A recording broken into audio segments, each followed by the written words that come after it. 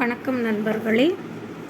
நம்ம இந்த வீடியோவில் 9th சோசியலில் 3rd லெசன் தொடக்க கால தமிழ் சமூகமும் பண்பாடும் பார்க்க போகிறோம். இது யூனிட் 6 தமிழ் கல்ச்சரில் இந்த டாபிக் கவர் ஆகும். கற்றல் நோக்கங்களில் பாருங்கள், தமிழ் இலக்கியம், தொல்லியல், கல்வெட்டு, தமிழ் அல்லாத பிறமொழி ஆவணங்கள், இந்த சான்றுகளெல்லாம் வச்சு தொடக்க கால தமிழ் சமூகம் குறித்து அறிந்து கொள்ள போகிறோம். திணை சார்ந்த சமூக வாழ்க்கை முறைகள் குறித்து தெரிஞ்சுக்க போகிறோம். சங்ககால இலக்கியம், அரசியல், சமூகம், பொருளாதாரம், நகரமயமாக்கம், இதெல்லாத்தையுமே பற்றி இந்த லெசனில் பார்க்க போகிறோம். அறிமுகத்தில் என்ன சொல்கிறாங்க அப்படின்னா, கிமு 3ஆம் நூற்றாண்டுக்கு முன்பிருந்தே தமிழ் பண்பாடு தோன்றிருச்சு. நம்ம தமிழர்கள் வெளிநாட்டு வணிகர்கள் கடல் வழியே தமிழகத்துக்கு வந்து போகிறாங்க. அப்போ வெளிநாட்டவரோட ஏற்பட்ட அந்த பண்பாட்டு தொடர்புகளும் வணிக நடவடிக்கைகளும் என்ன செய்யுது அப்படின்னா, தமிழகத்தோட உள்நாட்டு உற்பத்தி வளர்ச்சியும் வாழ்க்கை முறைகளும் இணைந்து தமிழ்நாட்டில் முதல் நகரமயமாதல் உருவாச்சு அப்படின்னு சொல்கிறாங்க. அதனால தலைநகரங்களும் துறைமுக பட்டினங்களும் தோன்ற ஆரம்பிக்குது. இந்த தலைநகரங்களையும் துறைமுக பட்டினங்களையும் யார் ஆட்சி செஞ்சுருப்பா அப்படின்னா, அந்த காலத்தில் மூவேந்தர்கள் தான் ஆட்சி செஞ்சுருப்பாங்க. நாணயங்களும் பணமும் கூட புழக்கத்தில் வந்துச்சு. அப்போது தமிழ் பிராமி என்ற வரி வடிவத்தில் தமிழ் மொழி முதல்ல எழுதப்பட்டது அப்படின்னு சொல்கிறாங்க. செம்மொழி தமிழ் செய்யுள்களும் இயற்றப்பட்டன. இப்போ தொடக்க கால தமிழ் சமூகம் குறித்து அறிந்து கொள்வதற்கான சான்றுகள் என்னென்ன கிடச்சிருக்கு அப்படின்னு பார்த்தோம்னா, செவ்வியல் தமிழ் இலக்கியங்கள், கல்வெட்டுக்கள், தொல்லியல் அகழ்வாய்வு சான்றுகள் மற்றும் பண்பாட்டு பொருட்கள், தமிழ் அல்லாத மற்றும் அயல் நாட்டினரோட இலக்கிய குறிப்புகள், இந்த 4 டாபிக் தான் இந்த வீடியோவில் நம்ம கவர் பண்ண போகிறோம். இப்போ செவ்வியல் தமிழ் இலக்கியங்கள் தான் ஃபஸ்ட் டாபிக். செவ்வியல் தமிழ் இலக்கியங்கள் என்னென்ன நமக்கு ஏற்கனவே தெரிஞ்சதா, தமிழில் நம்ம ஆல்ரெடி படித்தது. தொல்காப்பியம், 14 மேல்கணக்கு நூட்கள், 14 கீழ்கணக்கு நூட்கள், ஐம்பெருங்காப்பியங்கள் ஆகியவை சங்க காலத்தில் தோன்றிய செவ்வியல் தமிழ் இலக்கியங்கள். இப்போ தொல்காப்பியம்னாலே நமக்கு ஆல்ரெடி தெரியும். தொல்காப்பியத்தை இயற்றியது தொல்காப்பியர். தொல்காப்பியர் இயற்றிய தொல்காப்பியம் தமிழின் மிக பழமையான இலக்கண நூலாகும். இந்நூலின் முதல் 2 பகுதிகள் எதை பற்றிப்பா சொல்லுது அப்படின்னு கேட்டிங்க அப்படின்னா, இந்த நூலோட முதல் 2 பக்கங்கள், 2 பகுதி தமிழ் மொழியின் இலக்கணத்தை வரையறுக்கிறது. 3வது பகுதி மக்களின் சமூக வாழ்க்கைக்கான இலக்கணத்தை வரையறுக்கிறது. ஃபஸ்ட் 2 பார்ட்டு தமிழ் மொழியோட இலக்கணத்தை வரையறுக்குதான். 3rd பார்ட்டு மக்களின் சமூக வாழ்க்கைக்கான இலக்கணத்தை வரையறுக்கிறது. 10 பாட்டு 8 தொகையும் 14 மேல்கணக்கு நூட்கள் என்று அழைக்கிறோம். 14 மேல்கணக்கு நூட்கள்னால் என்ன? 8 தொகையும் 10 பாட்டு நூட்களும். தமிழில் தோன்றிய இலக்கியங்களில் காலத்தால் முற்பட்டது இந்த 14 மேற்கணக்கு நூட்கள். அப்போ காலத்தால் பிந்திய நூட்கள் என்ன? 14 கீழ்கணக்கு நூட்கள். இப்போ 8 தொகை நூட்கள் என்னென்ன அப்படின்னா, நற்றிணை, குறுந்தொகை, ஐங்குறுநூறு, பதிற்றுப்பத்து, பரிபாடல், கலித்தொகை, அகநானூறு. இந்த 8ம் 8 தொகை நூட்கள். இதுக்கு ஒரு பாட்டு கூட இருக்குது. நற்றிணை, நல்ல குறுந்தொகை, ஐங்குறுநூறு, ஒத்த பதிற்றுப்பத்து, ஓங்கு பரிபாடல், கற்றறிந்தோர் ஏத்தும் களியோடு இத்திருத்த 8 தொகை அப்படின்னு சொல்லிட்டு 10 பாட்டு நூட்கள் என்னென்ன அப்படின்னு பார்த்தோம்னா, திருமுருகாற்றுப்படை, பொருணர் ஆற்றுப்படை, பெரும்பான் ஆற்றுப்படை, சிறுபான் ஆற்றுப்படை, குறிஞ்சிப்பாட்டு, முல்லைப்பாட்டு, நெடுநல்வாடை, மதுரை காஞ்சி, மலைப்படு கடா. இந்த 10ம் 14 மேற்கணக்கு நூட்கள். சரி, ஓகே. இப்போ 14 மேற்கணக்கு நூட்கள், 8 தொகை, 10 பாட்டு என்னென்னு பார்த்தாச்சு. இப்போ 14 கீழ்கணக்கு அப்படின்னா என்ன அப்படின்னா, வாழ்வியல் அறநெறிகளை எடுத்து இயம்புகின்ற 18 நூட்கள் 14 கீழ்கணக்கு நூட்கள் என தொகுக்கப்பட்டுள்ளன. அதில் முதன்மையானது என்ன அப்படின்னா, திருவள்ளுவர் இயற்றிய திருக்குறள் அப்படின்னு சொல்கிறாங்க. அப்போ திருக்குறள் 14 கீழ்கணக்கு நூட்களில் ஒன்று. அதில் மொத்தம் 1330 குறட்பாக்கள் கொண்டது. திருக்குறள் வந்து நமக்கு தெரிஞ்சதான். அறம்பொருள் இன்பம் என்னும் 3 பால் வகுப்பு கொண்டது. அதிகாரத்திற்கு 10 பாடல்கள் வீதம் மொத்தம் 133 அதிகாரங்கள், 1330 குறட்பாக்கள் இருக்குது. ஐம்பெருங்காப்பியங்கள் என்ன? காப்பியம் அப்படின்றதுக்கு ஒரு டெஃபனிஷன் கொடுத்துருக்காங்க பாருங்கள். காப்பியங்கள் என்பவை கவிதை நயமுடைய செய்யுள் வடிவிலான நீண்ட இலக்கிய படைப்பு. அதில் கவிதையோட நயமும் இருக்கும், செய்யுளோட வடிவமும் இருக்கும். ஆனால் செய்யுளுன்றதை விட நீண்டு இருக்குமா, நீண்ட இலக்கிய படைப்பு. கவிதை நயமுடைய செய்யுள் வடிவிலான நீண்ட இலக்கிய படைப்புகளாகும். அவை சிலப்பதிகாரம், மணிமேகலை, சீவக சிந்தாமணி, வளையாபதி, குண்டலகேசி. இப்போ கல்வெட்டு சான்றுகள் செகண்ட் டாபிக் வந்துட்டோம். கல்வெட்டுக்களை குறித்து படிப்பது கல்வெட்டியல் ஆகும். கல்வெட்டுக்களை பற்றி படிக்கிறது என்னவா? கல்வெட்டு இயல். கல்வெட்டுக்கள் போலவே இன்னும் எதுலலாம் குறிப்புகள் இருக்குது அப்படின்னு பார்த்தோம்னா செப்பேடுகள், நாணயங்கள், மோதிரங்கள். இப்போ செப்பேடு அப்படின்னாலே நம்ம ரஜினி முருகன் மூவியில் செப்பு பட்டயம் அந்த பாட்டிக்கிட்ட இருந்து வாங்கிட்டு போவார் நம்ம சமுத்திரக்கணி. இப்போ செப்பேடு வந்துடுது. நாணயங்கள் அப்படின்னாலே அந்த காலத்தில் அரசர்கள்லாம் வந்துட்டு அவங்களோட சின்னங்கள் பொறித்த நாணயங்களை வச்சுருந்தாங்க. அடுத்து மோதிரங்கள் அப்படின்னாலே ராமாயணத்தில் கணையாளி, அது ஞாபகம் வச்சுக்கணும். அப்போது இந்த கல்வெட்டுக்கள் போலவே செப்பேடு, நாணயம், மோதிரம் இவற்றிலையும் தகவல்கள் வந்து பொறிக்கப்பட்டு இருந்துச்சு. மொழியின் வரி வடிவம் தோன்றிய காலமே வரலாற்றின் தொடக்க காலம் எனலாம் அப்படின்னு சொல்கிறாங்க. ஏன் அப்படி சொல்கிறாங்க? ஹிஸ்ட்ரின்றதே ரிட்டன் தானே, யாருக்காவது எழுத தெரிஞ்சிருந்தால் தான் அது ஹிஸ்ட்ரியாக ரைட் பண்ண முடியும். இப்போ மொழியின் வரி வடிவம் தோன்றிய காலமே வரலாற்றின் தொடக்க காலம். தமிழ் பிராமி கல்வெட்டுக்கள். கல்வெட்டுக்களில் என்னென்ன கல்வெட்டு சான்றுகள் இருக்குது அப்படின்னு பார்த்தோம்னா தமிழ் பிராமி கல்வெட்டுக்கள் இருக்குது. அதுக்கப்புறமா நடுக்கற்கள் இருக்குது, சுடுமண் கால எழுத்து பொறிப்புகள் இருக்குது. இந்த 3 டாப்பிக்கும் இருக்குது. அதில் ஃபஸ்ட் டாபிக் வந்துட்டு தமிழ் பிராமி கல்வெட்டுக்கள். தமிழ்நாட்டில் 30க்கும் மேற்பட்ட இடங்களில் தமிழ் பிராமி கல்வெட்டுக்கள் கற்பாறைகளிலும் குகை வாழிடங்களிலும் காணப்படுகிறதாம். 30க்கும் மேற்பட்ட இடங்களில் தமிழ்நாட்டில் மட்டும் கிடச்சிருக்கு அப்படின்னு சொல்கிறாங்க. சமண துறவிகள் என்ன பண்ணுவாங்க அப்படின்னா இக்குகைகளை பெரும்பாலும் தமது வாழிடங்களாக கொண்டிருந்தனர். இந்த குகையில் யார் இருந்தால் பெரும்பாலும் சமண துறவிகள் தான். இயற்கையாக அமைந்த மலை குகைகளின் விளிம்பில் மழை நீர் வழிந்து வெளியேறுவதற்காக சிறிய பகுதியாக வெட்டி கொடுங்கை அல்லது வாரி போன்று செதுக்கியிருந்தனர். மழை தண்ணி வந்து குகைக்குள்ளே தேங்குமா, அந்த தண்ணியை வெளியேற்றுறதுக்கு ஒரு சின்ன பகுதியை வந்துட்டு அந்த மலையோட விளிம்பில் வந்துட்டு வெட்டியிருப்பாங்களாம், ஒரு ஹோல் மாதிரி. அந்த இடத்துக்கு பேர் கொடுங்கை அல்லது வாரி அப்படின்னு சொல்கிறாங்க. அந்த கொடுங்கை அல்லது வாரிக்கு கீழே தான் பெரும்பாலும் கல்வெட்டுக்கள் காணப்படுகின்றன அப்படின்னு சொல்கிறாங்க. அது மாதிரி குகைகளின் உட்புறத்தில் வலுவழுப்பான படுக்கைகளை பாறைகளிலேயே செதுக்கி உருவாக்கி இருந்தன. அந்த சமண துறவிகள் தூங்குறதுக்கு குகையோட உட்புறத்தில் வலுவழுப்பான பாறையிலே படுக்க செஞ்சுருந்தாங்களாம். உலகியல் வாழ்வை துறந்து குகைகளில் வாழ்ந்த துறவிகளுக்கு அரசர்களும் வணிகர்களும் இயற்கையாக அமைந்த குகைகளை வாழிடங்களாக மாற்றி உதவினர். அரசர்களும் வணிகர்களும் தான் இந்த சமண துறவிகளுக்கு இந்த அரேஞ்ச்மெண்ட்ஸ் எல்லாம் பண்ணி கொடுத்துருக்காங்க. ஏன் வணிகர்கள் இதில் இருக்காங்க அப்படின்னு பார்த்தோம்னா பெரும்பாலான இந்த குகை வாழிடங்கள் எல்லாமே வந்துட்டு வணிக தலங்களில் தான் அமைஞ்சிருக்கும். அதனால தான் வணிகர்கள் இதில் ஹெல்ப் பண்ணியிருப்பாங்க. தமிழ்நாட்டில் மாங்குளம், முத்துப்பட்டி, புகழூர், அரச்சலூர், பொங்கல், புளியங்குளம், ஜம்பை, மதுரை உள்ளிட்ட பல இடங்களில் உள்ள குகை வாழிடங்களில் இந்த தமிழ் பிராமி கல்வெட்டுக்களை காணலாம்.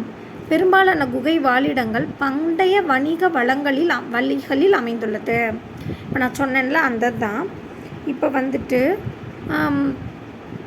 இப்போ மாங்குளம் அப்படி இதுக்கு வந்து ஒரு ஷார்ட்கட்டு நான் சொல்லித்தரேன். மாங்காய் பார்க்க முத்து மாதிரி இருக்குன்னு புகழ்கிறாங்க. அரைச்சி சாப்பிட்டா புளிப்பாக இருக்கும், ஜம்முன்னு இருக்கும் மதுவோட குடித்தா அப்படின்னு குகையில் தமிழ் பிராமின்ஸ் சொன்னாங்க. இப்போ பிராமின்ஸ் அப்படின்னாலே அவங்க வந்து டீ டோட்டலர் நமக்கு தெரியும். ஆனால் வந்துட்டு இங்கே இருக்கிற தமிழ் பிராமின்ஸ் என்ன பண்ணுறாங்க அப்படின்னா சைடிஷாக மாங்காய் வச்சுக்கிறாங்க. அப்போ மாங்காய் பார்க்க முத்து மாதிரி இருக்குன்னு புகழ்கிறாங்க, அரைச்சி சாப்பிட்டா புளிப்பாக இருக்கும், ஜம்முனி இருக்கும் மதுவோட குடித்தா ஏன்னா குகையில் தமிழ் பிராமின்ஸ் சொன்னாங்க. இதுதான் ஷார்ட்கட்டு. மாங்காய்ன்றது மாங்குளம், முத்து மாதிரி இருக்குது அப்படின்றது முத்துப்பட்டி, முத்து மாதிரி இருக்குன்னு புகழ்கிறாங்க, அப்போ புகழூர். அரைச்சி சாப்பிட்டா அப்படின்றது அரைச்சலூர். புளிப்பாய் இருக்கும் அப்படின்றது கொங்கர் புளியங்குளம். ஜம்முன்னு இருக்கும்ன்றது ஜம்பை. மதுவோட குடிச்சான்றது மதுரை. இதெல்லாத்தையும் சொன்னது யார்? தமிழ் பிராமின்ஸ். அப்போ தமிழ் பிராமி கல்வெட்டுக்கள் தமிழ்நாட்டில் கிடைச்ச இடங்கள் அப்படின்னு சொல்கிறோம். இதில் வந்துட்டு டிஸ்ட்ரிக்ஸ் வந்து ரொம்ப முக்கியம். மாங்குளம் வந்து எங்கே இருக்குது அப்படின்னா மதுரையில் இருக்குது. முத்துப்பட்டி வந்துட்டு எங்கே இருக்குன்னா அதுவும் மதுரையில் தான் இருக்குது. அந்த மாவரிசை அதை வச்சு கண்டுபிடிச்சிக்கோங்க. மதுரை டிஸ்ட்ரிக். புகழூர் அப்படின்றது கரூர். அரைச்சலூர் அப்படிங்கிறது சேலம். கொங்கர் புளியங்குளமும் மதுரை தான். ஜம்பை அப்படிங்கிறது ஈரோடு. இதெல்லாமே டிஸ்ட்ரிக்ஸும் வந்துட்டு இப்போல்லாம் வந்துட்டு டிஎன்பிசியில் கேட்குறாங்க. ஸோ அது என்னன்னு கொஞ்சம் பார்த்துக்கோங்க. அதுக்கப்புறம் நாச வேலை அப்படின்னு சொல்லிட்டு ஒன்று கொடுத்துருக்காங்க. ஒன்றுமே இல்லை, பாரம்பரிய பொது சொத்துக்களை நம்ம வந்துட்டு நாசம் செய்கிறதுக்கு பேர் நாச வேலை அப்படின்னு கொடுத்துருக்காங்க. இந்த தமிழ் பிராமி கல்வெட்டு காணப்படுற குகை வாழிடம் அந்த கொடுங்கை அல்லது வாரி அந்த பகுதியை வந்து காட்டியிருக்காங்க. அடுத்து அரைச்சலூரில் இருக்கிற தமிழ் பிராமி கல்வெட்டும் பாறைப்படுக்கை கொங்கர் புளியங்குளத்தில் இருக்கிறதும் காட்டியிருக்காங்க. அரைச்சலூரில் தமிழ் பிராமி கல்வெட்டோட அதோட தாழ்படி அப்படின்றத காட்டியிருக்காங்க. அடுத்து நடுக்கற்கள். போர்க்களத்திலும் ஆணிரை கவரும் சண்டைகளிலும் வீர மரணம் அடைந்தவர்களின் நினைவாக நடுக்கற்கள் நடப்பட்டது. நடுக்கற்கள் யாருக்காக நட்டிருக்காங்க அப்படின்னா, போர்க்களத்தில் ஆணிரை கவரும் சண்டைகளில் வீரமரணம் அடைஞ்சவங்க தான். முல்லை நில மக்கள் வந்துட்டு என்ன பண்ணுவாங்க அப்படின்னா, அவங்களோட சிறப்பான செல்வம் மூலமாக கால்நடைகள் தான் இருக்கும். அதனால் அருகருக வாழ்ந்த இனக்குழுவினர் என்ன பண்ணுவாங்கன்னா, கால்நடைகளை கவர்ந்து கொண்டு போயிடுவாங்க. அப்போது முல்லை நில மக்களின் தலைவன் வந்து அந்த கால்நடைகளை எடுத்துகிட்டு போனாங்கள்ல, அவங்கள எதிர்த்து போரிட்டு கால்நடைகளை இவரும் கவர்ந்து வருவதுண்டு. இதை எதிர்த்து போரிடுபவரும் உண்டு. அப்போது இறந்துபடும் வீரர்களை தியாகிகளாக போற்றி அவர்களின் நினைவாக நடுக்கற்களை நிறுவினர் அப்படின்னு சொல்கிறாங்க. நடுக்கற்கள் வந்து முல்லை நிலத்தில் அந்த ஆணிரைகளை கவர்ந்து போயிட்டாங்க, அதாவது திருடிட்டு போயிட்டாங்க. அவங்கள வந்துட்டு திருப்பி அந்த ஆணிரைகளை கொண்டு வரணும். அப்போ நடந்த போரில் இறந்தவங்களோட நினைவாக வைக்கப்பட்டது அப்படின்னு சொல்கிறாங்க. இப்போது போர்க்கள காட்சிகள், நடுக்கற்கள், அவற்றை வழிபட்ட முறைகள் இதெல்லாமே குறித்து சங்க இலக்கியங்களை விரிவாக கூறியிருக்காங்க, இல்லைன்னு சொல்லலாம். ஆனால் நடுக்கல் நடப்பெறுவதற்கான வழிமுறை குறித்து தொல்காப்பியம் விரிவாக எடுத்துரைக்கிறது. எல்லாத்தையுமே சங்க இலக்கியத்தில் கூறியிருந்தாலும் நடுக்கற்கள் நடப்படுவதற்கான நடைமுறை அப்படின்னு ஒன்று இருக்குல்ல, இப்படி தான்ப்பா வைக்கணும் அப்படின்னு சொல்லிட்டு, அது வந்துட்டு நம்ம தொல்காப்பியத்தில் தான் இருக்குது அப்படின்னு சொல்கிறாங்க. அடுத்து இந்த நடுக்கற்கள் எங்கெல்லாம் கிடச்சிருக்கு அப்படின்னு சொல்கிறாங்க. தேனி மாவட்டத்தின் புலிமான்கொம்பை, தாதப்பட்டி ஆகிய இடங்களிலும், புதுக்கோட்டை மாவட்டம் பொற்பனைக்கோட்டை என்ற இடத்திலும் தமிழ் பிராமி எழுத்துக்கள் பொறிக்கப்பட்ட சங்ககால நடுக்கற்கள் காணப்படுகிறது. எங்கெங்கன்னா தேனி மாவட்டம், புலிமான்கொம்பை, தாதப்பட்டி. புலிமான்கொம்பை தாதப்பட்டியும் எந்த டிஸ்ட்ரிக்கு? தேனி மாவட்டத்தில் இருக்குது. அதே மாதிரி பொற்பனைக்கோட்டை அப்படிங்கிறது புதுக்கோட்டை டிஸ்ட்ரிக். இந்த 2 இடத்துலையும் தமிழ் பிராமி எழுத்துக்கள் பொறிக்கப்பட்ட சங்ககால நடுக்கற்கள் காணப்படுகின்றன. என்ன நடுக்கற்கள்? சங்ககால நடுக்கற்கள். சங்க காலத்தை சார்ந்த நடுக்கற்கள் ஏன் இங்கே குறிப்பாக மென்ஷன் பண்ணுறாங்க அப்படின்னா, சங்க காலத்தில் சேர்ந்த நடுக்கற்களோ உருவமோ சிலையோ காணப்படாது, வெறும் எழுத்து பொறிப்பு தான். ஆனால் சங்க காலத்துக்கு பிறகு வந்த பல்லவர் காலத்தில் நடப்பட்ட நடுக்கற்கள் வந்து முல்லை நில பகுதிகளில் பெரிதும் காணப்படுகிறது. அதுவும் குறிப்பாக திருவண்ணாமலை மாவட்டத்தில் இருக்க செங்கம் என்ற ஊரினை சுற்றி, அதாவது அந்த காலத்தில் வந்துட்டு சங்க காலத்தில் நடுக்கற்கள் வந்துட்டு கல்லில் செஞ்சுருக்காங்கன்னு வச்சுக்கலாம். சங்க காலத்திற்கு பிறகு வந்த நடுக்கற்கள் எல்லாமே செங்கலால் செஞ்சுருக்காங்க அப்படின்ற மாதிரி நம்ம ஷார்ட்கட் வச்சுக்கலாம். திருவண்ணாமலை மாவட்டம் செங்கம் என்ற ஊரினை சுற்றியுள்ள பகுதிகளில் இந்த சங்க காலத்திற்கு பிந்தைய நடுக்கற்கள் காணப்படுகிறது. இதை எப்படி இப்போ சங்க காலத்திற்கு பிந்தைய நடுக்கற்கள்னு சொல்கிறாங்க அப்படின்னா, அந்த நடுக்கற்களில் அந்த வீரர்களின் பெயர்கள் பொறிக்கப்பட்டு வீரர் உருவங்களும் செதுக்கப்பட்டு இருந்துச்சு. அப்போ சங்க காலத்து நடுக்கற்களில் எந்த உருவம் சிலை எதுவுமே இருக்காது. சங்க காலத்திற்கு பிந்தைய நடுக்கற்களில் உருவம் சிலை எல்லாமே இருக்கும் அப்படின்றதான் கான்செப்ட். புலிமான்கொம்பை நடுகள் தேனி மாவட்டத்தின் வைகை ஆற்று பள்ளத்தாக்கில் உள்ள ஊர் பேர் தான் புலிமான்கொம்பை. அங்கே 2006ஆம் ஆண்டு தமிழ் பிராமி கல்வெட்டுகளுடன் கூடிய ஒரு அரிய நடுக்கல் எடுக்கிறாங்க. அதில் என்ன எழுதியிருக்கோம் அப்படின்னா, கூடலூர், ஆக்கோல், பெடு தீயன், அந்தவன்கல் அப்படின்னு எழுதியிருக்கும். கூடலூர் ஆக்கோல் பெடுதீயன் அந்தவன்கல் அப்படின்னு எழுதியிருக்கும். கூடலூரில் ஆணிரை கவர்ந்த போது நடந்த பூசலில் கொல்லப்பட்ட தீயன் அந்தவனின் கல் அப்படின்றது தான் இதோட அர்த்தம். கூடலூரில் ஆணிரை கவர்ந்த போது நடந்த பூசலில் கொல்லப்பட்ட தீயன் அந்தவனின் கல் அப்படின்றது தான் இதோட மீனிங். இப்போ இந்த புலிமான் கோம்பை இதுக்கு ஒரு ஷார்ட்கட்டு சொல்கிறேன். அது எங்கே இருக்குது? தேனி மாவட்டத்தின் வைகை ஆற்றின் பள்ளத்தாக்கு. வைகை ஆறு 2006. வைகை ஆறு 2006. வைகை ஆறு பள்ளத்தாக்கில் இருக்கிறது புலிமான் கோம்பை. அங்கே எப்போ ரிசர்ச் பண்ணியிருக்காங்கன்னா 2006. அதில் கிடச்ச தமிழ் பிராமி கல்வெட்டு சங்க காலத்தை சேர்ந்தது. அதில் என்ன எழுதியிருக்காங்கன்னா கூடலூர் ஆக்கோல் பெடுதீயன் அந்தவன்கல் அப்படின்னு எழுதியிருக்காங்க. கூடலூரில் ஆணிரை கவர்ந்த போது நடந்த பூசலில் கொல்லப்பட்ட தீயன் அந்தவனின் கல் அப்படின்றது அதோட மீனிங். சுடுமண் கால எழுத்து பொறிப்புகள். வரலாற்றின் தொடக்க காலத்தை சேர்ந்த சுடுமண் கலன்களில் மக்களின் பெயர்கள் தமிழ் பிராமி எழுத்துக்களால் பொறிக்கப்பட்டுள்ளன அப்படின்னு சொல்கிறாங்க. அதென்ன சுடுமண் கால எழுத்து பொறிப்புகள் அப்படின்னா ஒன்றும் இல்லை. இப்போ நம்ம ஒரு சில்வர் பாத்திரம் எடுக்கிறோம், அதில் நம்மளோட பாத்திரம் நம்மளுது அப்படின்றத மென்ஷன் பண்ணி நேம் எழுதுகிறோம்ல, அந்த மாதிரி தான். அந்த காலத்தில் வெளியூருக்கெல்லாம் வந்துட்டு பயணம் போவாங்க. போகிறப்ப அவங்களுக்கு தேவையான பொருட்கள்லாம் வந்துட்டு வண்டியில் ஏற்றிட்டு போவாங்க. அப்போ வந்து அந்த காலத்தில் பானையில் தான் செஞ்ச குடம்லாம் பானையில் தான் இருக்கும். மண்ணால் செஞ்ச பானைகள் தான் யூஸ் பண்ணுவாங்க. ஸோ அதில் அவங்களோட பெயர்களை பொறிச்சு வச்சுருப்பாங்க அப்படின்னு சொல்கிறாங்க. தமிழ் பிராமி எழுத்துக்கள் பொறிக்கப்பட்ட அந்த சுடுமண் கால எழுத்து பொறிப்புகள் எங்கெங்கே கிடச்சிருக்கு அப்படின்னா அரிக்கமேடு அழகன்குளம் கொடுமணல் கீழடி. அரிக்கமேடு அழகன்குளம் கொடுமணல் கீழடி. அரிக்கமேடு பாண்டிச்சேரி மாவட்டம், அழகன்குளம் ராமநாதபுரம் மாவட்டம், கொடுமணல் ஈரோடு மாவட்டம், கீழடி சிவகங்கை மாவட்டம் உள்ளிட்ட தமிழ்நாட்டின் பல இடங்களிலும் இத்தகைய சுடுமண் கால எழுத்து பொறிப்புகள் காணப்படுகிறது.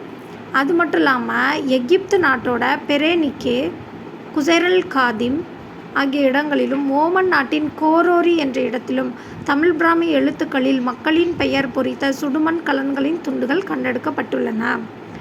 எங்கெங்கே தமிழ்நாட்டை பொறுத்த வரைக்கும் 4 பிளேஸ் தான். அரிக்கமேடு, அழகன்குளம், கொடுமணல், கீழடி. அது எகிப்தில் வந்துட்டு 2 எகிப்து நாட்டில் 2 துறைமுகம் தான். அது ரெண்டுமே எகிப்து நாட்டில் பெரேனிக்கே, குசைரல் காதிம் அப்படின்றதும் ஓமன் நாட்டின் கோரோரியும். இதுக்கு ஒரு ஷார்ட்கட் சொல்கிறேன். குசியானால் பேரின்பமானால் எகிர்வோம் அப்படின்றது ஒரு ஷார்ட்கட். குசியானால் பேரின்பமானால் எகிர்வோம். அப்போ குசைரல் காதிம் பெரேனிக்கே. குசியானால் குசைரல் காதிம், பேரின்பம் பெரேனிக்கே. எகிப்து நாடு தான் எகிர்வோம் அப்படின்றது. ஓமன் நாட்டின் கோரோரி அப்படின்றதுக்கு ஓனு கோரஸ் பாடுவோம். குசியானா நம்ம என்ன பண்ணுவோம்? ஓனு கோரஸும் பாடுவோம். ஓனு கோரஸ் பாடுவோம். இப்போ ஓமன் நாட்டின் கோரோரி. இந்த இடங்களெல்லாம் தமிழ் பிராமி எழுத்துக்களின் மக்கள் பெயர் பொறித்த சுடுமண் கலன்கள் துண்டுகள் கண்டெடுக்கப்பட்டிருக்கு. அழகன்குளத்தில்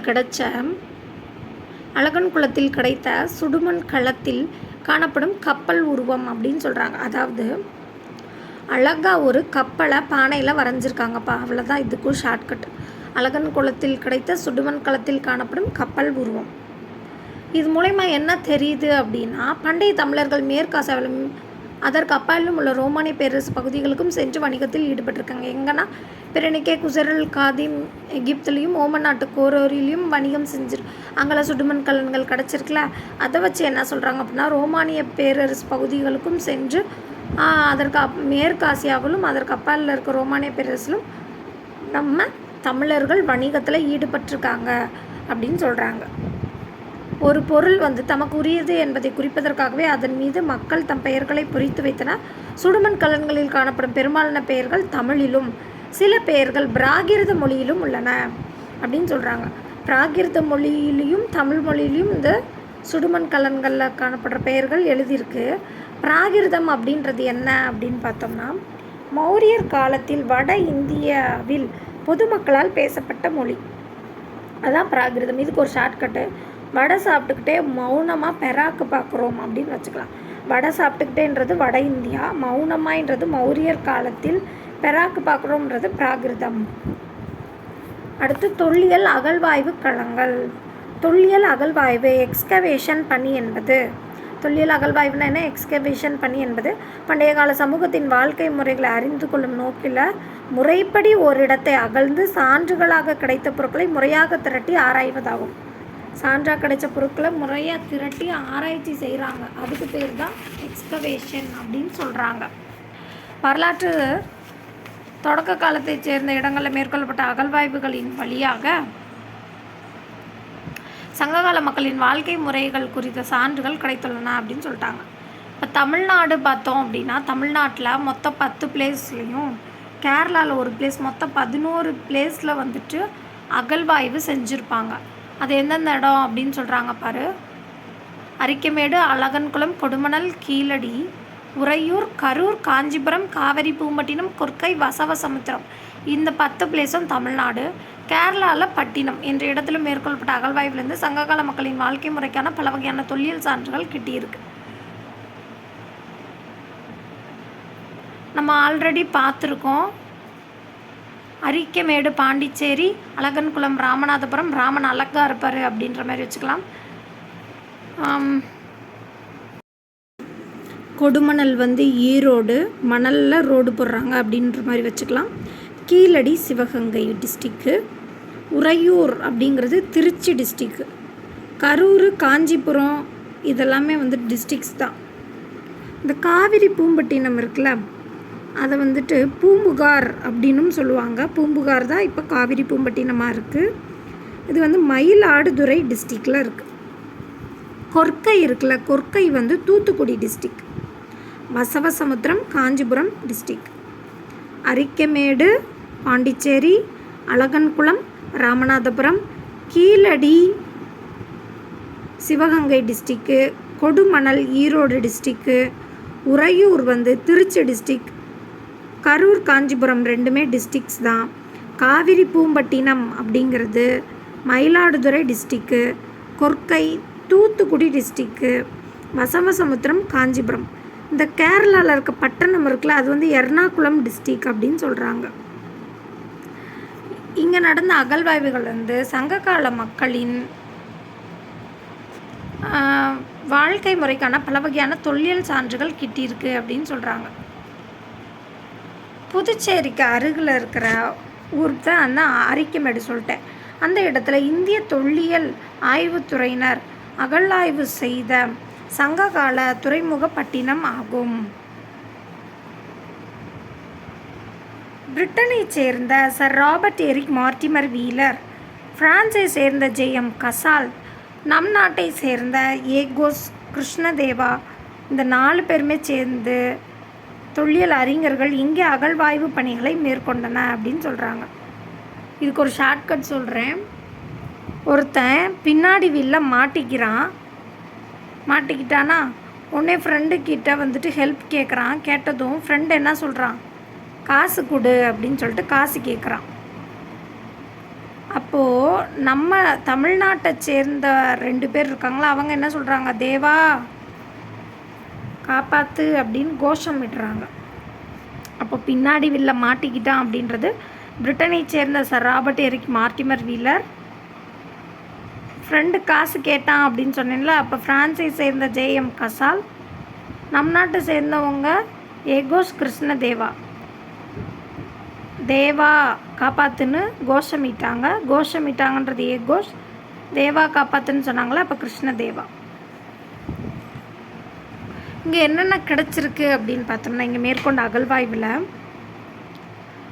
சரக்கு கிடங்கு, தொட்டி, உறை கிணறுகள், தெரு, ஒரு ஸ்ட்ரீட் இருந்திருக்கு. அந்த ஸ்ட்ரீட் வழியாக போயிட்டே இருக்கிறோம் அப்படின்னா, நம்ம நடந்து போயிட்டுருக்கோம் அப்படின்னா அங்கங்கே தண்ணி தொட்டியெல்லாம் நம்ம பார்த்துருப்போம். அந்த மாதிரி தொட்டிகள் கிடச்சிருக்கு. இன்னும் கொஞ்சம் தூரம் தாண்டி போனோம் அப்படின்னா அங்கே கிணறு இருந்திருக்கு, உறை கிணறு. அதையே தாண்டி போனோம் அப்படின்னா சரக்கு கிடங்கு. அந்த மாதிரி திட்டமிட்டு உருவாக்கப்பட்ட நகரம் அங்கே இருந்தமையை அவர்கள் கண்டறிந்து வெளிப்படுத்தினர் அப்படின்னு சொல்கிறாங்க. இப்போ இந்திய தொல்லியல் துறை, ஆர்கியாலஜிக்கல் சர்வே ஆஃப் இந்தியா, பழங்கால மக்கள் வாழ்ந்த இடங்களையும் கட்டுமானங்களையும் நினைவு சின்னங்களையும் நிர்வாகம் செய்யும் அமைப்பு இந்திய தொல்லியல் துறை ஆகும். இப்போ இந்த இந்திய தொல்லியல் துறை வந்துட்டு மத்திய அரசின் கட்டுப்பாட்டின் கீழே இயங்குது அப்படின்னு சொல்கிறாங்க.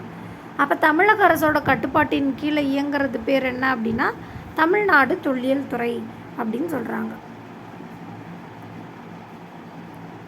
இந்தியாவில் உள்ள தொல்லியல் பொருட்களை பாதுகாப்பதற்காக இந்திய புதையல் சட்டம் 1878, பழங்கால பொருட்கள் மற்றும் கலை கருவூலங்கள் சட்டம் 1972, பழமை வாய்ந்த நினைவு சின்னங்கள், தொல்லியல் ஆய்வுக் களங்கள் மற்றும் எஞ்சிய பொருட்கள் சட்டம் 1958 ஆகியவை வகுக்கப்பட்டுள்ளன. இப்போ இந்திய புதையல் சட்டம் 1878 அப்படின்னா 18 வயசுலேயே எனக்கு 78 வயசுக்கு தேவையான புதையலும் கிடச்சிருச்சுப்பா அப்படின்றதான். இந்திய புதையல் சட்டம் 18 வயசில் 78 வயசுக்கு தேவையான பொருள் கிடச்சிருச்சு. 18, 78. பழங்கால பொருட்கள் மற்றும் கலை கருவூலங்கள் சட்டம் அப்படிங்கிறது பழங்கள் வந்துட்டு 72 ரூபா தான்ப்பா. 1 கிலோ பழம் 72 ரூபா. அப்போது பழங்கால பொருட்கள் மற்றும் கலை கருவூலங்கள் சட்டம் 1972. பழமை வாய்ந்த நினைவு சின்னங்கள், தொல்லியல் ஆய்வுக்களங்கள் மற்றும் எஞ்சிய பொருட்கள் சட்டம் 1958. பழமை வாய்ந்த நினைவு சின்னங்களில் எதையுமே வந்துட்டு இவங்க மெயின்டைன் பண்ணுறதே இல்லைப்பா. தொல்லியல் ஆய்வு களங்கள், எஞ்சிய பொருட்கள் எதையுமே மெயின்டைன் பண்ணுறதில்ல. அதனால் உங்களுக்கு 100க்கு 58 மார்க் தான்ப்பா போடுவோம் அப்படின்ற மாதிரி. 1958.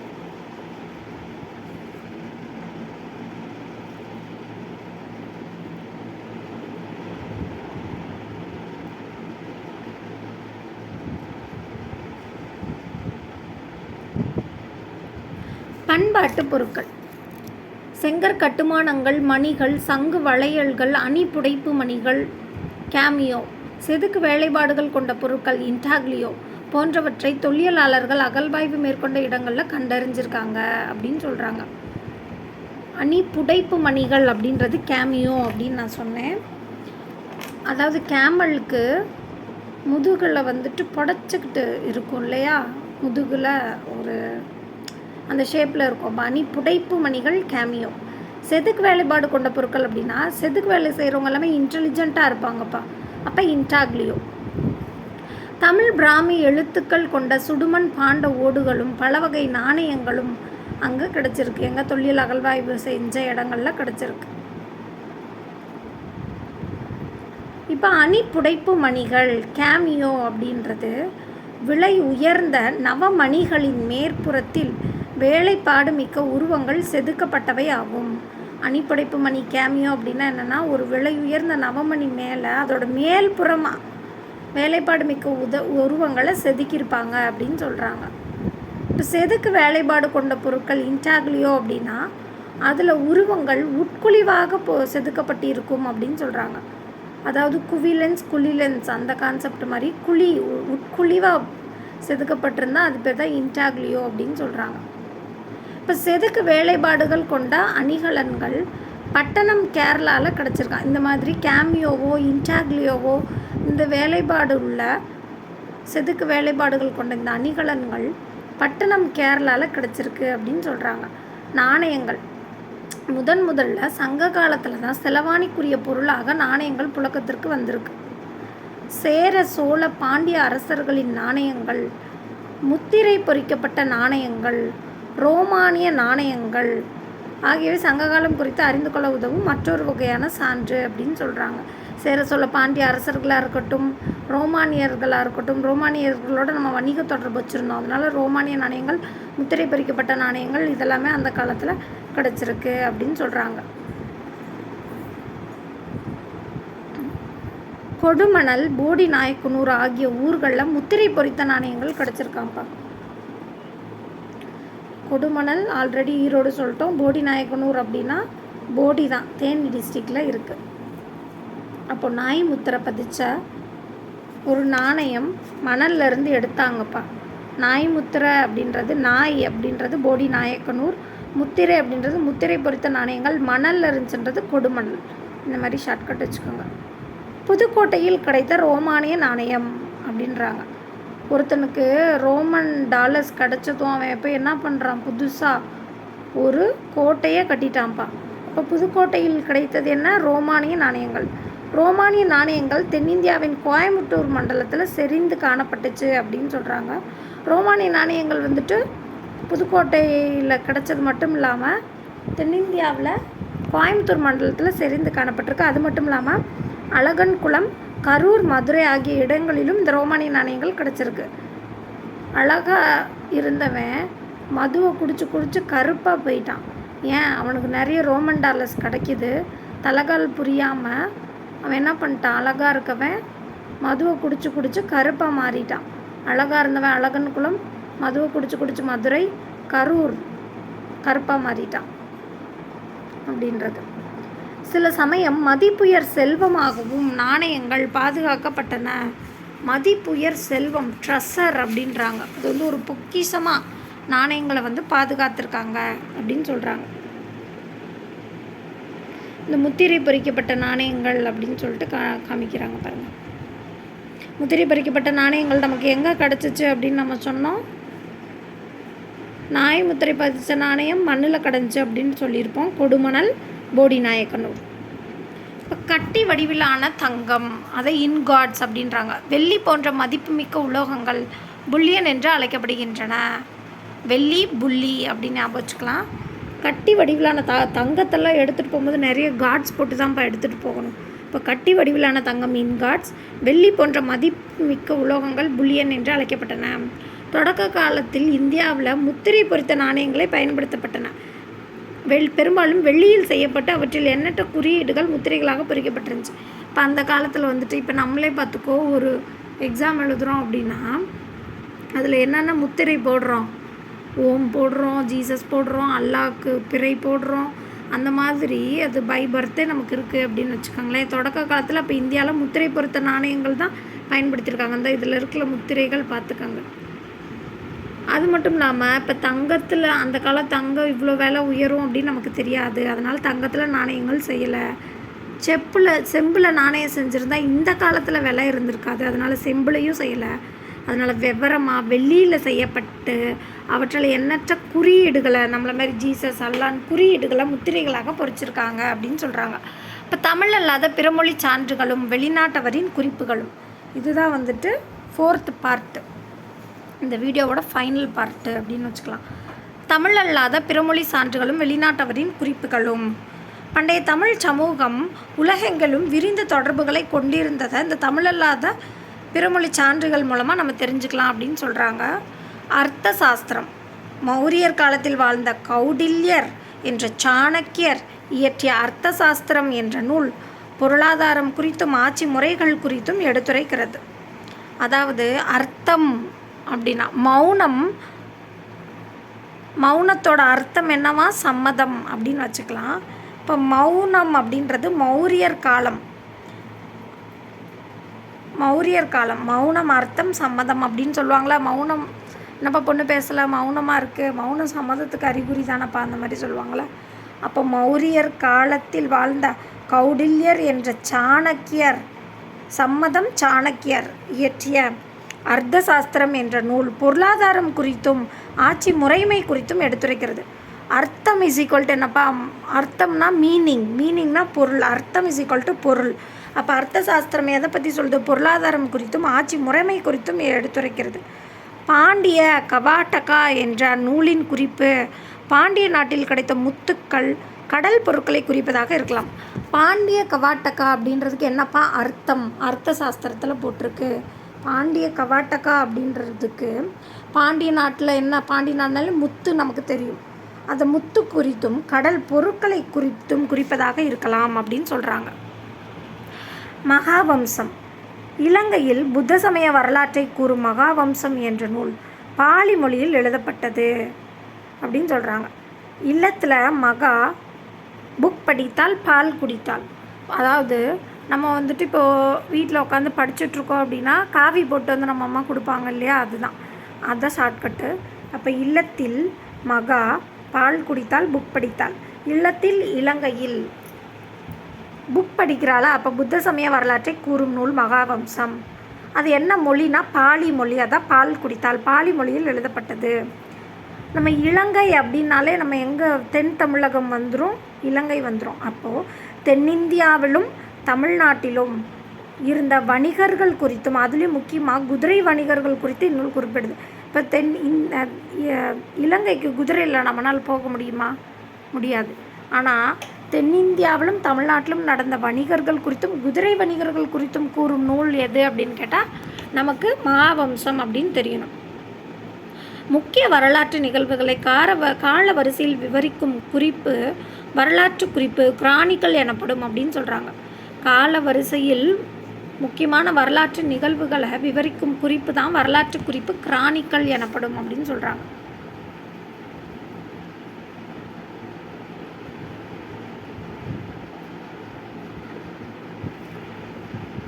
இப்போ நம்ம பார்க்குறது எரித்ரியன் கடலின் Periplus of Erythraean sea. Erythraean கடலின் பெரிப்ளஸ் என்பது பண்டைய கிரேக்க நூலாகும். இந்நூலோட ஆசிரியர் யாருன்னு தெரியல அப்படின்னு சொல்கிறாங்க. கடல் எரியுதுன்னு எவனாவது சொன்னால் அவனை என்ன நம்ம சொல்லுவோம்? கிறுக்கன்னு தான் சொல்லுவோம். எரித்ரியன் கடலின் பெரிப்ளஸ் என்பது பண்டைய கிரேக்க நூலாகும். கடல் எரியுதுன்னு சொன்னால் அவனை நம்ம கிறுக்கன்னு சொல்லுவோம். அப்போ கிரேக்க நூல் கிறுக்கன். பெரிப்ளஸ் என்றால் கடல் வழிகாட்டி என்று பொருள். பெரிப்ளஸ்னால் என்னவா? கடலுக்கு வழிகாட்டி அப்படின்னு சொல்கிறாங்க. மாலுமிகள் இவ்வழிகாட்டிகளை கடற்பயணத்திற்கு பயன்படுத்தின அப்படின்னு சொல்கிறாங்க. இந்த காம்பஸ்ன்னு சொல்லுவாங்க இல்லையா, அது கடற்பயணத்திற்கு பயன்படுத்தியிருக்காங்க. செங்கடலை சுற்றியுள்ள கடற்பரப்பே எரித்ரியன் கடலாகும்.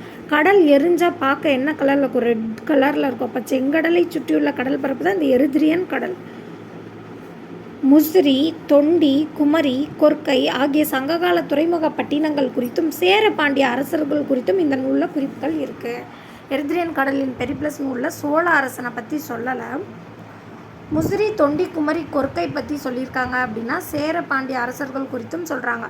முசிறி அப்படின்றது சேரர்களோட துறைமுகப்பட்டினம், தொண்டின்றதும் சேரர்களோட துறைமுகப்பட்டினம், குமரி பாண்டியர்களோட துறைமுகப்பட்டினம், கொர்க்கையும் பாண்டியர்களோட துறைமுகப்பட்டினம் தான். அப்போது சேரர் பாண்டியர்களோட துறைமுக நகரங்கள் துறைமுகப்பட்டினம் குறித்தும் சேர பாண்டிய அரசர்கள் குறித்தும் கூறும் நூல் என்ன? எரித்ரியன் கடலின் பெரிப்ளஸ். அடுத்து பிளினியின் இயற்கை வரலாறு. ரோமானியரான மூத்த பிளினி என்பவர் இயற்கை வரலாறு என்ற நூலை எழுதியுள்ளார். லத்தீன் மொழியில் எழுதப்பட்ட இந்த நூல் ரோமானிய பேரரசின் இயற்கை வளங்கள் குறித்து விவரிக்கிறது. என்ன அப்படின்னு சொல்கிறாரு அப்படின்னா, ஹோமில் மூத்த பிள்ளை இயற்கை உணவை தின்பான் அப்படின்றது ஷார்ட்கட். ஹோமில் அப்படின்றது ரோமானியரான மூத்த பிள்ளை அப்படிங்கிறது மூத்த பிளினி. இயற்கை உணவை தின்பார் அப்படின்னா இயற்கை வரலாறுன்ற நூலை எழுதியிருக்காரு. தின்பார் அப்படின்றது லத்தீன் மொழியில் தின்பான், இயற்கை உணவை தின்பான். அந்த லத்தீன் மொழியில் எழுதப்பட்ட நூல். அந்த எந்த நாட்டோட இயற்கை வளங்கள் அப்படின்னா ரோமானிய பேரரசின் இயற்கை வளங்கள் குறித்து விவரிக்கிறது அப்படின்னு சொல்கிறாங்க. அடுத்து இந்தியாவில் நடைபெற்ற மிளகு வணிகம் குறித்து குறிப்பிடும் பிளினி. ஏன்னா இந்தியாவில் நடந்த மிளகு வணிகம் பற்றி பிளினி குறிப்பிட்டிருக்காரு. அது மட்டும் இல்லை, இந்தியாவோட நடைபெற்ற மிளகு வணிகத்தால் ரோமானிய பேரரசு நாட்டோட செல்வம் கரைஞ்சது குறித்தும் ஆதங்கப்பட்டிருப்பார். அதுக்கப்புறம் அவர் என்ன சொல்கிறாரு அப்படின்னா, வடகிழக்கு ஆப்பிரிக்காவில் ஒரு துறைமுகம் இருக்கா. எங்கே? வடகிழக்கு வடகிழக்கு ஆப்பிரிக்காவில் ஒரு துறைமுகம் இருக்குது. அந்த துறைமுகம் பேர் ஓசலிஸ் துறைமுகம். அங்கேருந்து பருவக்காற்று, என்ன பருவக்காற்று? தென்மேற்கு வடகிழக்கு ஆப்பிரிக்கா துறைமுகம் ஓசலிஸ் துறைமுகத்திலேருந்து பருவக்காற்று, தென்மேற்கு பருவக்காற்று சரியாக வீசினால் 40 நாளில் இந்தியாவை அடைந்து விடலாம் அப்படின்னு சொல்லி கூறியிருக்காரு. அது மட்டும் இல்லாமல் கேரள கடற்கரையில் இருந்த பக்காரே துறைமுகத்தை தமது கட்டுப்பாட்டில் வைத்திருந்த பாண்டிய மன்னன் குறித்தும் அவர் குறிப்பிட்டிருக்கார். மூத்தவர் இல்லையா பிளினி, மூத்த பிள்ளை இல்லையா, அதனால் அவர் அந்த பக்காரை துறைமுகம் பாண்டியர் எங்கே இருந்துச்சு? கேரள கடற்கரையில் இருந்தால் பக்காரை துறைமுகம் பாண்டிய மன்னர் குறித்தும் மதுரையாண்ட பாண்டிய மன்னர் குறித்தும் குறிப்பிட்டிருக்கார். அது மட்டும் இல்லாமல் நான் ஆல்ரெடி சொன்னேன்ல, இந்தியாவோட நடைபெற்ற மிளகு வணிகத்தால் ரோமானிய நாட்டு செல்வம் கரைந்தது குறித்தும் பிளினி ஆதங்கப்பட்டிருக்கார். இதன் மூலம் மிளகுக்கு இருந்த மதிப்பு பெருமளவிற்கு மிளகு தமிழகத்திலிருந்து ஏற்றுமதி ஆனதையும் நம்மளால் அறிஞ்சிக்க முடியுது அப்படின்னு சொல்கிறாங்க. அதுக்கடுத்து இப்போ ஃபிஃப்த்தாக பார்க்க போகிறது தாளமியின் புவியியல். தாளம் போட நமக்கு என்ன பூமியில் தாளம் போடுறோம். தாளம் போட ஒரு தாளத்தை அடிக்கிறோம் அப்படின்னா நமக்கு 2 கை வேணும். அப்போது 2ஆம் நூற்றாண்டில் 2 கை வேணும். 2ஆம் நூற்றாண்டில் ரோமானிய பேரரசின் புவியியல் அமைப்பு விவரங்கள், நிலப்படம் ஆகியவற்றை கொண்ட ஆவணம் தாளமியின் புவியியல். தாளமியின் புவியியல்னால் என்ன? ஒன்றுமே கிடையாது. இப்போ இந்தியா மேப் மாதிரி ரோமன்ஸோட மேப், ரோமானிய பேரரசின் புவியியல் அமைப்பு விவரங்கள் நிலப்படம் ஆகியவற்றை கொண்ட ஆவணம் தான் தாலமியின் புவியியல். இந்த தாலமியின் புவியியலில் காவிரி பூம்பட்டினம் என்னன்னா கபேரிஸ் எம்போரியம் என்றும், கொர்க்கை கோர்க்கொய் அப்படின்னும், கன்னியாகுமரி குமாரியா அப்படின்னும், முசிறிஸ் ஆகிய துறைமுக பட்டினங்கள் குறிப்பிடப்பட்டிருக்கு. எது? காவிரி பூம்பட்டினம், கொர்க்கை, கன்னியாகுமரி, முசிறி. இது 4மே காவிரி பூம்பட்டினமும் கொர்க்கையும் சோழர்களோடது, கன்னியாகுமரியும் முசிறியும் பாண்டியர்களோடது வரும். ஆகிய துறைமுக பட்டினங்கள் பற்றி குறிப்பிட்டிருக்காங்க அப்படின்னு சொல்கிறாங்க.